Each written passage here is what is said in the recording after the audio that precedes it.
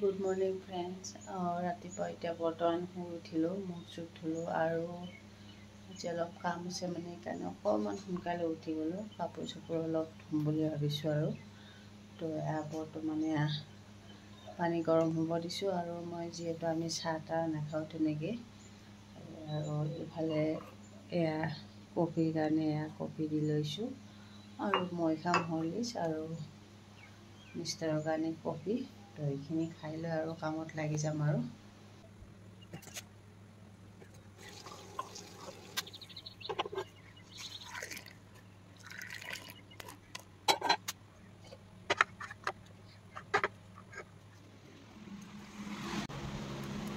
উঠা হৈছে কফি উঠাই গৰম ঠাণ্ডা হৈ যাব আৰু